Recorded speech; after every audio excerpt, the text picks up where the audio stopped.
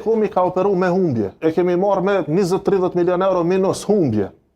E me 60 milion euro borgje të akumuluara, sepse ata para nesh e kanë shtrydh Telekomin, i kanë marrë dividend me i pagu shpenzimet rrjedhse.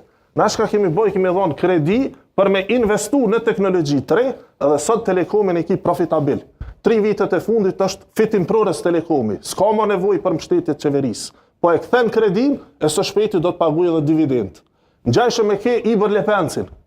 Merre shife Ibër Lepencin, 4 milion euro në vit ka qenë minusi, humbja, çdo vit, vit pas viti. Prej se kemi marrë ne qevericin, Ibër Lepenci ka shënu rritje edhe në të hyra dhe tash është profitabil. Por Ibër Lepenci janë kompani të cilat i takojnë ose qeverisë, ose në këtë rast. Po flasë, tash ndërmarrje publike. Ndërmarrje publike, nuk është private. Po këto shifët aftësia e qeverisë, tash unë këto po e them. Aty ku qeveria ka dorë dhe mund të ndikoj drejt për drejt, shifit të gjitha i ki me trend pozitiv. Postën e ki me profit.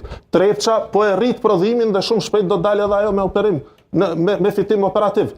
Pra, kudo që qeveria ka ndikim drejt për drejt, ka rritje pozitive. Aty ku qeveria duhet të ndikoj në mënyrë të tërthërt, pra tek sektori privat, edhe aty kemi rritje enorme, si kur më përpara. E këtu tash mujmë të tregu çka kemi bënë. Çka ka rritje tek sektori privat, ministër? Urdhë? Çka ka rritje tek sektori privat? Të gjithë sektorët. Do të thonë, tu fillu prej prodhimtarisë, prej eksportit. Eksportin e kemi marrë me nën 400 milion euro, tash është afër 1 miliard. Investimet e huaja direkte kanë rritje, është punësimi, e kemi marrë me 350.000 të punësum, tash janë 435.000 të punësum, mandatin e ardhshëm do ta prekin gjysmë milioni të punësum.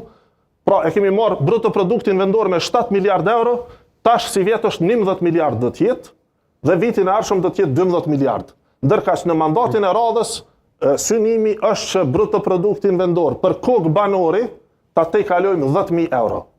Pra, këto janë shifra konkrete, fakte. Që të mund t'ju sfidoj? E tash, çka kemi bërë në disa këtyre pikave? Pyetja ishte çka kemi bërë lehtësime. Le ty përgjigjem. Çka kemi bërë lehtësime në për sektorin privat? Fillimisht, lehtësimi i parë është terminalet doganore. Do të thonë, diçka që ka